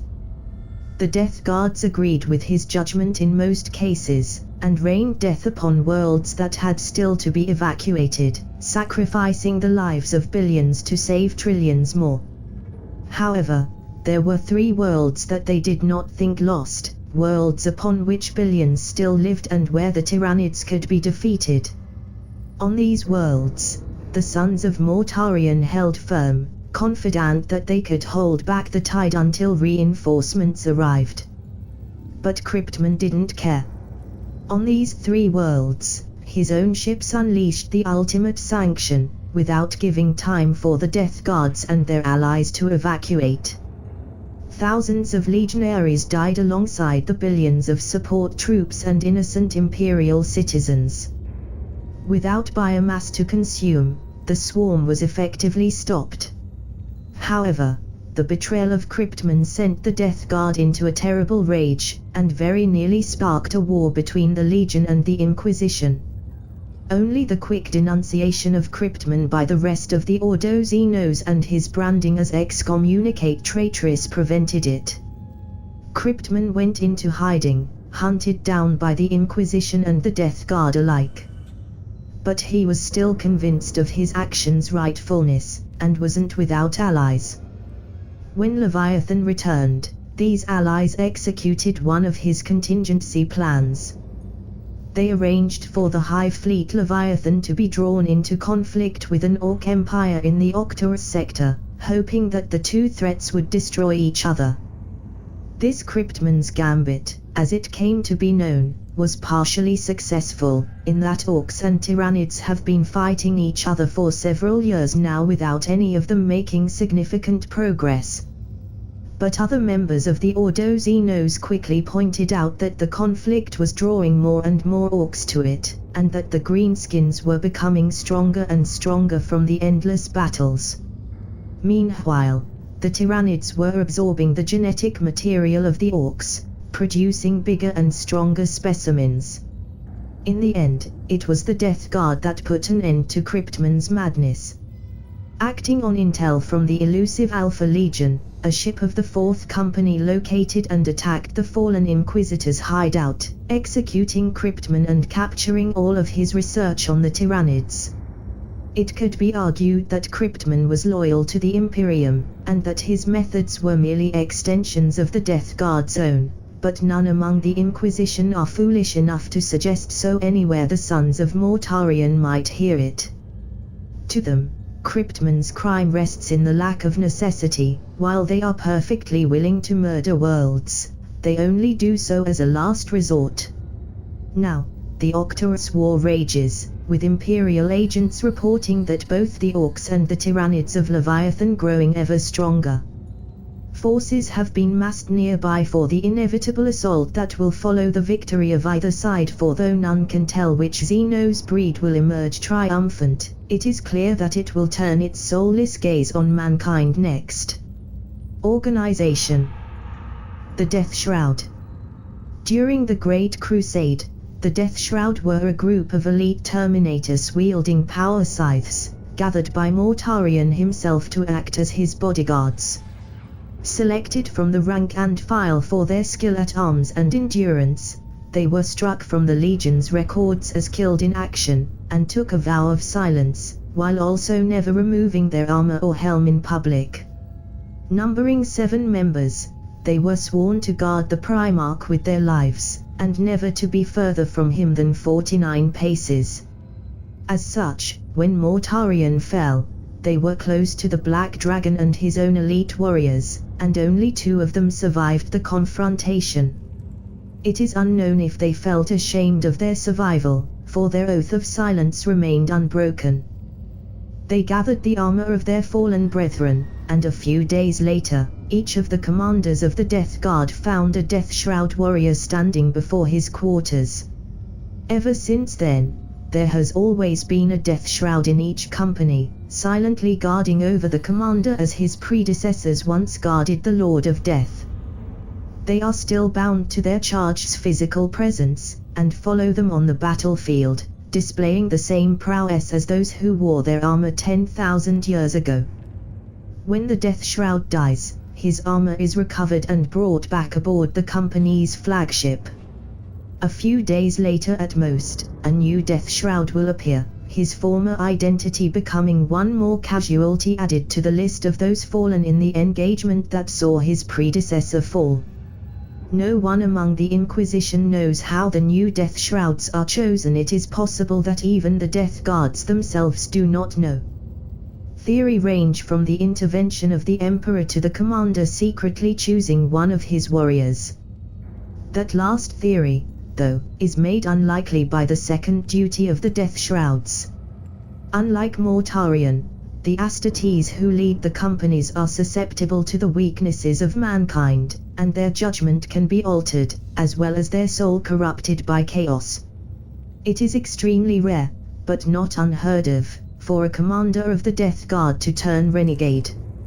In such grim circumstances, it is the Death Shroud's duty to end the commander's life before he can turn the tremendous power of the company against the Imperium. Traditionally, the executioner must then take his own life, or allow himself to be killed by his brothers when they discover his deed. Thanks to this process, the Death Guard has avoided any significant group of its members rebelling at once throughout the millennia. While other legions are divided in dozens of battle groups across the galaxy, the Death Guard is organized in only 7 great companies, each operating as a single force. This peculiarity harkens back to the days of the Great Crusade, when it allowed the Legion to challenge powerful enemies without the need for auxiliary troops. After the catastrophic losses the Legion suffered during the Heresy, this organization became more dictated by necessity. There were just not enough Death Guards left. Even as the numbers of the Death Guard swelled once more, Mortarion kept his Legion divided in only 7 great companies, bestowing upon each of their leaders the title of commander. Nowadays, this concentration of force allows once again the Death Guard to prosecute its campaigns of extermination without exposing other forces to the horrors they face. This avoids the need for culling these forces later to prevent the spread of moral corruption, a task that the Sons of Mortarion will perform if necessary, but would rather avoid. Since the death of Mortarion, the Legion has been led by the commanders, masters of the 7 companies. There is no Legion Master, though some commander have positions more exalted than others. The commander of the 7th Great Company, for instance, is named Battle Captain, a title that grants him seniority over the rest of his brethren. When a commander dies in battle, his chosen successor immediately takes over. The line of succession in a great company involves every single officer in its ranks, preserving the chain of command no matter how grievous the casualties. Complete obedience to the orders of one's superior is considered paramount among the Death Guard, and to disobey them is a mark of great shame. Each of the 7 companies is fleet-based, operating far outside of the Imperium's borders, destroying threats to mankind before they can grow and returning to the Imperium when it needs resupplying or when it has been called to perform its duty on a human world. This grants each commander far more independence than in other legions, which is why the rank of Legion Master is considered pointless among the Death Guard. Lantern and Silence. While the body of Mortarion lies in state on Barbarous, still clad in his battle plate, the weapons he used in battle are still employed by the Legion. There are 2 of them: Lantern, an energy pistol fabricated during the Dark Age of technology, and Silence, a scythe crafted by Mortarion himself after he was discovered by the Emperor.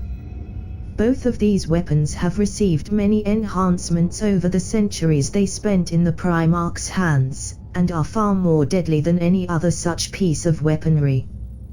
While Lantern is a technological relic, with firepower more akin to a plasma cannon than a las pistol, Silence's origins are far more arcane. The Death Guards say that the weapon's blade is that of Mortarion's harvesting scythe. Drenched in the blood of the Witch Lords of Barbarous, it eventually gained supernatural abilities of its own, and is now anathema to all things touched by the warp. Lantern and Silence are kept separated at all times, in the care of 2 separate companies, for none but their first master may ever wield them both in battle. Every 100 years, the weapons are transferred into the care of another company, in an heavily ritualized and even more heavily guarded ceremony. Carrying these relics into battle is an immense honor, but also one that can only be bestowed upon exceptional warriors wearing Terminator armor, due to their sheer size and weight. Combat Doctrine. Please enter verification code. Verification. Authorization Vermilion level confirmed. Access granted. Accessing file 165684322294. File loaded. Title: Report on the Marin's Purification, 435.m38. In the year 430.m38, reports of warp-borne plague on the world of Marins reached the Inquisition. Teams of interrogators were sent, but after all of them went silent, the Death Guard was deployed with orders to identify the source of the problem and dealt with it as they saw fit. Population in last census prior to the spread of corruption, 14 billion. Estimated population at the time of 14th Legion's arrival, 2 billion. Population at the conclusion of the purification, 0. Casualties among the 14th Legion's forces, unknown. Post-action surveys indicate that Marins is now unsuited for human life, or any known type of life. The planet has been knocked off its orbits through unknown means, bringing it far closer to its sun. Temperatures on the surface average at over 1,000 degrees, and almost all of the atmosphere has burned away. If the planet follows its current course, it should plunge into the star itself in a few million years. The system has been declared Padisha, and none are allowed within its borders on pain of death. Praise the Emperor, for he is the salvation of mankind. The Death Guard isn't called to perform simple exterminatus. This falls under the purview of the Inquisition, and even the Holy Ordos are unwilling to call upon Mortarion's sons. They are only called when the world in question is too heavily defended for conventional destruction. Once called, they will not stop until every trace of the threat has been erased, both from the material realm and from the pages of history. With chemical weapons capable of setting an entire planet aflame, genetically engineered virus of the same kind that was deployed on Istvan III, and older, incomprehensible artifacts that can break a world apart with gravitic forces, the Death Guards are nothing if not thorough in their work. When the Death Guard arrives on a battlefield, they do not arrive as liberators or conquerors. Instead, they come as exterminators, purifiers of the galaxy through destruction.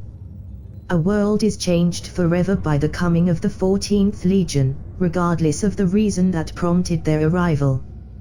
Fortunately, it is rare for circumstances dire enough to warranty their appearance to arise within the borders of the Imperium. As a result, most of the Death Guard's campaigns are fought outside of the Emperor's realm, against small Xenos empires that must be purged before they can become a threat. This puts the Death Guard far from any support or supply lines, and forces the 7 companies to be capable of independent actions for extensive periods of time. A force of the 14th Legion can spend years, or even decades away from Barbarous or another friendly port. On the ground, the Death Guards are relentless attrition fighters. They will keep on advancing toward their enemy no matter what is hurled at them, slowly but steadily. Their superior endurance allows them to keep to the field for weeks without any drop in combat performance. The Death Guard's advance is often covered by orbital bombardments aimed far closer to the legionaries than most Imperial forces would consider safe. Once they have reached their target, the Death Guards use standard Astartes weaponry, combined with Phosphex flamers, radiation sprayers, and other sterilization weapons. The Destroyer Squads. While the rest of the loyal legions have Devastator Squads as their heavy support and the Traitor legions have Havocs, the Death Guard has the Destroyer Squads. To be selected as part of a Destroyer Squad is both an honor and a death sentence in the 14th Legion. On one hand, only the most trustworthy warriors are allowed anywhere near the arsenal that such squads carry in battle. On the other hand, that arsenal is almost as dangerous to its wielder as it is to the foe. There are 3 main types of weaponry granted to the destroyed squads: plasma cannons, Phosphex weapons, and rad missiles and grenades. Plasma cannons are standard plasma guns, but their sheer size allows for a much more potent payload, while also doubling the risk of the weapon exploding and almost certainly reducing its wielder to ashes whenever it is fired. Phosphex weapons use canisters and shells filled with an incendiary compound that can burn literally anything in any situation. Water is worse than useless against it, it is simply more fuel. The only known way to stop Phosphex fire is to cut off the burning piece of whatever is burning and throw it into the void, where it will stop burning once there is nothing left to burn. Rad missiles are relics of the gene wars of old night, when warlords fought over entire generations and poisoning the enemy's bloodline was more tactically sound than simply killing him. Enhanced by the Mechanicus, these weapons deliver a dose of intense radiation with a very short half-life, which allows the Death Guards to advance quickly on the shot's position with little danger, but is almost invariably lethal to any life form present near the detonation. As a result of using such dangerous weapons, life expectancy among the Destroyer Squads is much lower than other legionaries. Space Marines can support far higher levels of radiation than a common human, and their physiology can actually repair much of the damage to their genetic structure over time. But the constant use of their weapons adds damage far more quickly than they can heal it. Likewise, Phosphex burns are almost invariably lethal, and in most cases death is preferable to the level of amputation required to remove the still burning flesh. Of all the Loyalist legions, the Death Guard is the only one without librarians. This was already the case during the Great Crusade, when Mortarian's youth on Barbarous made him suspicious of any witch breed, but the grim duties the Legion took upon itself in the Heresy's aftermath have made it more of a practical decision than one based on prejudice. With all the horrors faced by the 14th Legion and without the benefits of the Grey Knight's intense conditioning, any Astartes touched by the warp would quickly be driven insane and become a threat to his battle brothers. Without psychers of their own, the Death Guards must fight against daemons and other psychically active foes through means that many would find even more appalling. The 14th Legion has an extensive arsenal of ancient weaponry, not all of which is designed for planetary scale destruction. Most of these weapons would be considered heretical by even the most open-minded Inquisitor, but none of them are of chaotic nature. They are Xenos artifacts, and relics from the dark age of technology, capable of turning the power of the warp against its users not through psychic potential but through ancient, forgotten science. Outside of battle, they are kept locked in stasis vaults aboard the Death Guard's ships, and only the most mentally resilient warriors are allowed to actually make use of them. On more than one occasion, Space Wolf's warbands have attacked the Sons of Mortarion, hoping to steal these relics and add them to their own collections of forbidden weapons. It is frequent for the Death Guard to be deployed alongside the Grey Knights. While the Sons of Titan are aimed at the greater threats among the foe such as a greater demon or even a demon prince, the warriors of Barbarous take care of the wider battle, ensuring that not a single trace of corruption escape them. The Death Guard is also one of the only forces that do not require mind-wiping. After the procession of the war is complete, there is no risk of them revealing the existence of the Grey Knights, considering how little contact they have with the rest of the Imperium. Still, over the centuries, there have been several Inquisitors and Grand Masters who have tried to force the Death Guards to go through the procedure. Each and every time, the Death Guards have refused, and simply left the planet without answering the calls of their inquisitorial allies, before more sensible heads remind the rest that the Death Guard is too valuable to alienate. This attitude toward the Holy Ordos is also displayed in their relationship with the Ordo Xenos. On more than one occasion has an Inquisitor sought to preserve specimens from a Xenos species branded for extermination in order to study it, only for the Death Guard to come knocking at his door sometimes years or even decades after the campaign's official end. The Toe Ascendancy. Considering that the Death Guard has done a remarkable job of purging the galaxy of Xenos threats before they can grow too strong, it might be surprising that the Toe Empire was allowed to reach the size it has today. But to the Death Guard, the Ethrals and their slaves are insignificant. Compared to the horrors the Sons of Mortarion have fought in the dark places of the galaxy, the Toe Empire is simply not worthy of their attention. Furthermore, human worlds that have been conquered by the Taurs can be liberated and reintegrated into the Imperium with only minimal loss of civilian life. The Toe corruption is subtle, but slow, and the human spirit, bolstered by faith in the God Emperor, can resist it admirably well.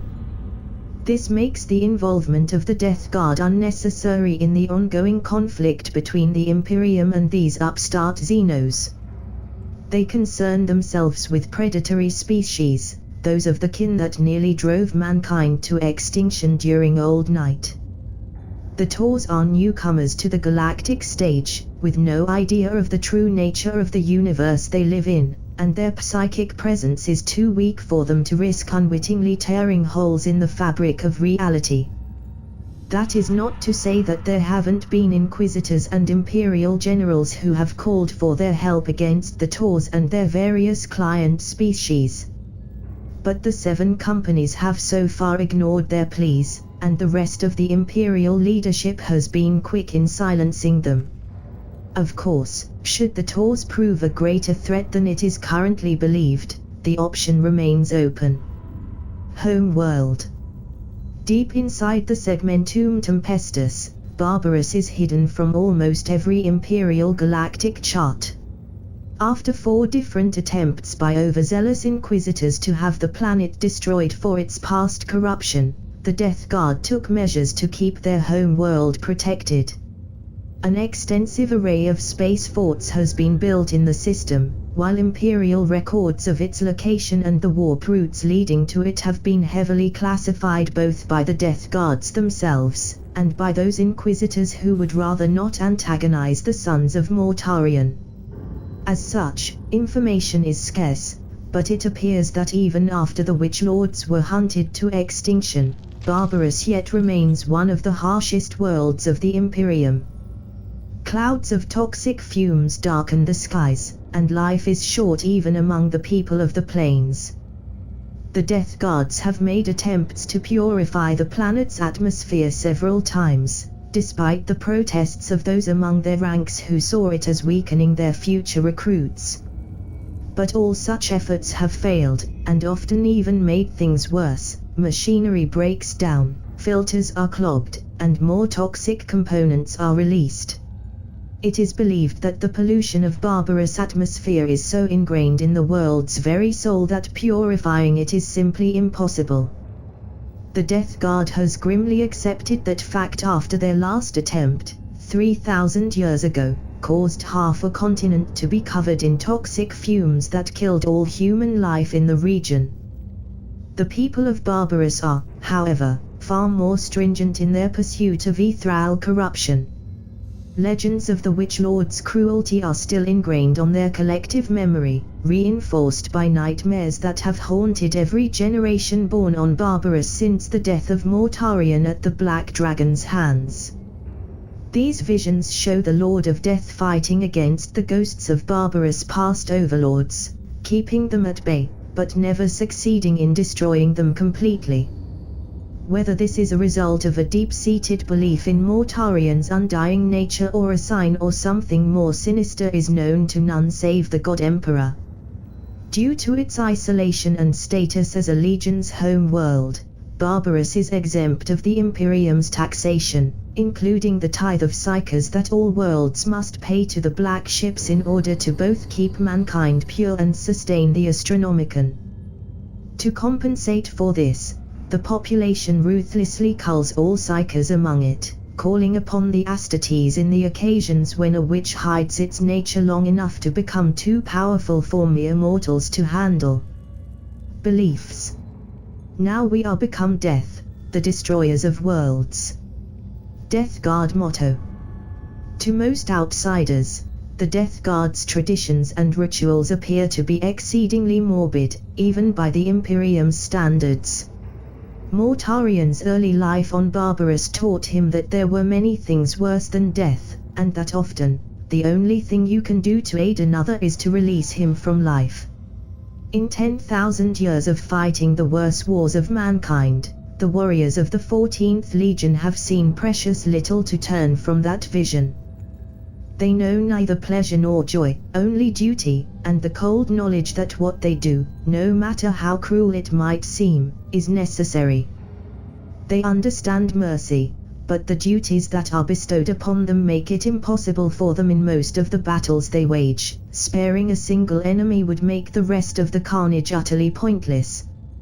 That being said, the Death Guards do not regard human life with the same callous disregard present in all too many Imperial officers.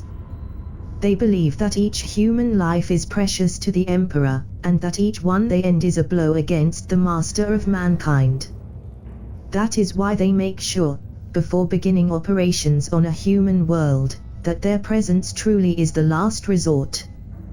The chaplains will take care to explain to all warriors in the Great Company the exact circumstances requiring their intervention, and do their best to soothe any concern that might arise in their charges.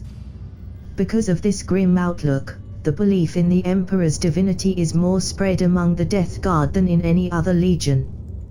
They know that life in the Milky Way is harsh and often cruel, and they find comfort in the belief that the Emperor has a plan for all things, even if he is opposed by the Dark Gods and the other forces at work in the galaxy. They do not believe the Emperor to be all-powerful, like the ecclesiarchy preaches to the masses, but they do believe that his eyes are ever watchful, and that he can reach into the galaxy to help those in need. Most important of all, they believe that he can shelter the souls of the dead from the predators of the warp. This belief prevents the Death Guards from being crushed by regret over the countless innocents that die alongside the guilty during their purges. One might think that standard Astartes conditioning ought to prevent such emotions anyway, but the Emperor was too wise to create transhumans completely devoid of empathy, and the purges of the 14th Legion far exceed what any training can block out. In contrast, the Death Guard positively revels in the purging of Xenos. There is none of the moral ambiguity there, none of the necessary murder of innocents, only the affirmation of mankind's rightful rule over the stars through the manifestation of the Astartes' genetic purpose. There is a purity in this that soothes the soul of any space marine. All sons of Mortarion prefer the long periods spent outside of the Imperium's borders, fighting tooth and nail against inhuman monsters, to the short forays into Imperial space, when they are expected to unleash the same weapons against their fellow humans. The commanders of the Death Guard actually arrange a rotation of sorts, ensuring that no company spends too long away from the purges of alien life in the galactic fringes, lest the relentless tide of human extermination wear down the faith of the Astartes within its ranks. Another aspect of the 14th Legion's rituals is their obsession with poisons. Because of the type of war they wage, they are often exposed to lethal atmosphere and venoms never encountered before. To enhance their already transhuman resistance to such dangers, the Death Guards only consume foods and drinks that have been laced with poisons which would be instantly lethal to any unaugmented human, and would sicken even an Astartes for a few hours. The exact cocktail of toxins employed is changed constantly, and it is one of the apothecary's duties to come up with new poisons to use for their brothers' needs. This activity is also heavily ritualized, with the officers being expected to ingest brews even more dangerous than those served to the simple battle brothers. After a battle, the commander of the company will select one single warrior, who has distinguished himself in the engagement, and share his drink with him. This is a mark of honor for the Death Guard, for Mortarion himself used to do the same when he still led the Legion. The Legion of the Damned. The spirits of the Death Guards do not rest easily. Despite the sermons of the chaplains, despite the cold comfort of knowing that their actions are justified and the only thing standing between the Imperium and yet great horror, all the sons of Mortarion are tormented by the deeds they have committed. Sometimes, the weight of necessary atrocities is too much, and breaks the mind of the legionary. This can turn them to suicidal behavior, or even make them rebel against the Legion and fall under the sway of the Dark Gods. But there is another path for the Death Guards who cannot bear the duty of the 14th while still holding true to their oath. When such a Death Guard can no longer bear the weight of his deeds, he leaves the Legion and wanders the galaxy, in search of a forgiveness that none can grant him. His name is struck from the rolls of the living, never to be spoken aloud again, and added to the tally of the Legion of the Damned. Thousands of names are written upon this list, which is considered a relic of the Death Guard. Many among the 14th scorn these lost brothers, while older, wiser heads understand all too well the pain that drove them to leaving. But even though they have left their legion behind, these warriors are still fiercely loyal to the Emperor and the Imperium. It is believed that there is an actual Legion of the Damned, an organized force, built by those who left the Death Guard in such a manner over the millennia. There are many reports across the Imperium of forces wearing the colors of no legion, their armor scorched and adorned with icons of death and fire, appearing in circumstances where all hope appears to be lost, and coming to the aid of the Imperial forces and people. No communication has ever been established with these warriors, and there are tales of them possessing ethereal powers, disappearing at will only to reappear halfway across the battlefield, like ghosts.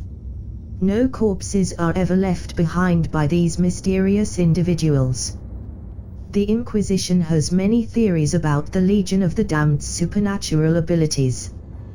They seem to be drawn to desperate situations, and to those who call for the Emperor's help not for themselves, but for the salvation of others.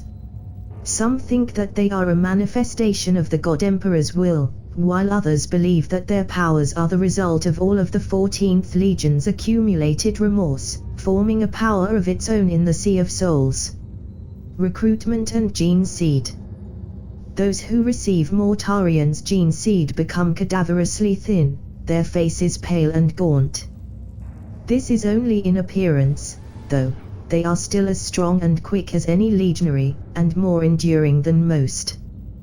They are also morbid, but that is probably more due to the type of battles they wage than any genetic imperative. Among the loyal legions, the Death Guards are incredibly long-lived and resilient, capable of fully recovering from wounds that would require extensive augmentation in others. And while it is rare for their cousins to reach 1,000 years of age, due to an accumulation of minor Geneseed flaws over the millennia, the sons of Mortarian are seemingly truly immune to the ravages of time once the initial gauntness has settled in. No more signs of age appear, either visible or through a decay of physical prowess. Of course, due to the battles they wage, few Death Guards reach an age where this comes into account, even more so in the case of the Destroyers. Due to their regime of toxins, the Death Guards are immune to all poisons and diseases, even the pestilences of the warp. They can breathe in toxic atmospheres for hours without their helmets before the first symptoms of poisoning appear, which is very useful when fighting Xenos species with a different breathing apparatus on their home ground. However, there are Mafiga degenerates due to the amount of poison they ingest, causing them to lose the ability to absorb the memories of slain foes, as well as any sense of taste and smell. Over the generations, the organ has become little more than vestigial, and newly induced space marines suffer from a permanent disgusting taste in their mouth, that they eventually become able to ignore. Most of the Death Guard recruits come from their home world of Barbarous. The young men of the planet see it as the supreme honor, and many risk their lives to climb up the poisoned peaks, hoping to reach the Legion's outposts and thus prove their worth. Many do not reach them, but not all who fail die. Sometimes, if the weakness is not in their minds but in their bodies, the Legion will take them in as serfs. Other death worlds across the Imperium are also used as recruiting grounds, generally by a single company. There have been rumors that the Death Guard very rarely takes in young men from the worlds it is sent to purge, after extensive testing. But the sons of Mortarian themselves vehemently deny all such allegations. No one, they claim, is left alive in their wake, and the mere notion that they would risk such corruption among their own ranks is nothing short of ridiculous. Mentioning this rumor to them is actually one of the very few ways to make the Death Guards lose their legendary calm. The way the Death Guard wages war has also forced the Legion to alter its methods of recruitment. Because a company can spend decades without returning to Imperial space, it needs to have a way to replace its fallen Astartes, but any aspirant taken aboard at the beginning of the campaign would have aged far beyond the limit for ascension by then. This is solved by putting the aspirants in hibernation caskets soon after the expedition's beginning, to be awakened only when the time has come for them to go under the apothecary's knives. Because the technology employed is far less reliable than a stasis field but a lot less costly to build and maintain, not all aspirants survive the hibernation, but this is simply considered one more test to weed out the weak. After the aspirant is unfrozen, the same process as in other legions follows, with the aspirant spending several years as a scout before the black carapace is grafted and he becomes a true space marine.